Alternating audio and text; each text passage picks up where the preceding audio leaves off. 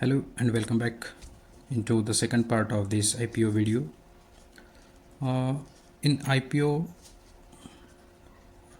in previous video we have gone through the various prior requirement or prerequisite required to make an IPO, that is initial public offer.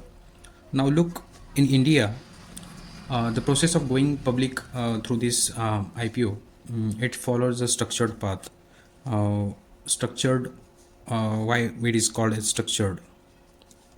The structured path specifically governed by the SEBI. Now the Securities Exchange Board of India, which is main regulator, we can say, the main regulator of this IPO. The step-by-step procedural we will discuss in this video, at what prerequisite or the before going to the IPO, what the precautions has to be taken. There is a we can say the internal assessment is there. Internal assessment and decision to go public. It may have a strategic assessment. Second is financial health of the company. The main purpose of a strategic assessment is motivated in respect of expansions and brand visibility of a company.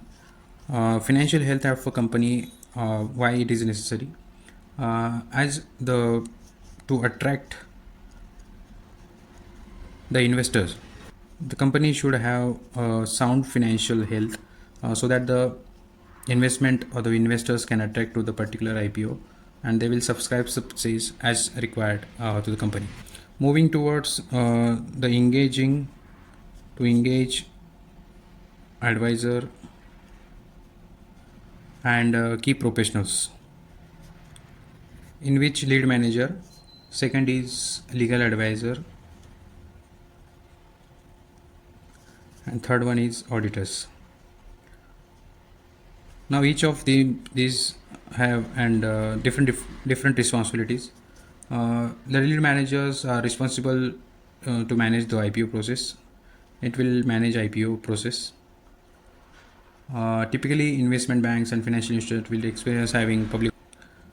Legal advisors are those that comply with preparing various preparation of various documents and the legal requirements in respect of this IPO. The auditors are those who prepare the financials and submit the different documents to the SEBI. Now, corporate governance and structuring is also important part of an IPO. It's strengthening governance. I can say board of directors is there. It should have a perfect balanced directors on the board. That may include independent directors who play some vital roles into the board of directors. Recognizing company structure is also important part of this. Fourth path, preparing financial structure, preparing financial statements for the company. Now the financial statements are the financial audits. The company and prepare financial audits for the previous 3 years. Then we have projections and various valuation reports. The most important documents in respect of IPO is the draft red herring prospectus, that is DRHP we can say. The draft red herring prospectus is a preliminary documents that is filed with the SEBI for the purpose to make an IPO. That it includes the information regarding company, its business model, we can say. The business model also discussed, financials, management, and last, the terms of offering. After preparation of this draft red herring prospectus, this will submitted to the SEBI for its approval. Then company will require stock exchanges approvals, that is BSC and NSC. So these are then the SEBI will review the particular applications for the purpose of listing the IPO. The SEBI will approve the final applications, and then if they have certain kind of observations or the remarks, same will be communicated to the company, and the company need to fulfill all the requirements that has to required for the purpose of revision in application, which are has to be complied by the company. Now the moving towards the most important part of this, that is we are saying the pricing and marketing.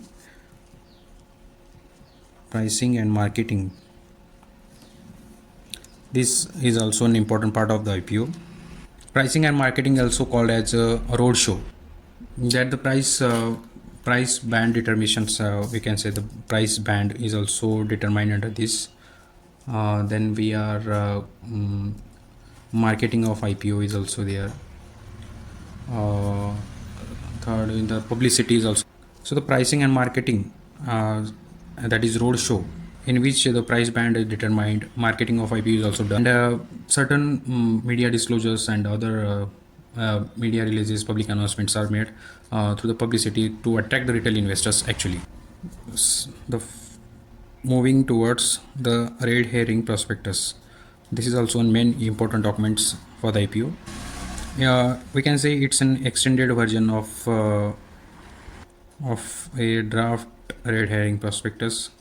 Generally, red herring prospectus contains the what number of shares and the price, actual final price of the shares. What will be the final price brand for the shares is also included within this. The registrar to the issue, which is responsible for handling this application process and allotment of shares. After this, the IPO launch and offering will be done. Once all regulatory approvals are in place, the IPO opens for subscription. The company shares are offered to the public at a detailed price band, and investor, both institutional and retail, both institutional and retail investors make an applications for a subscription or to subscribe the share.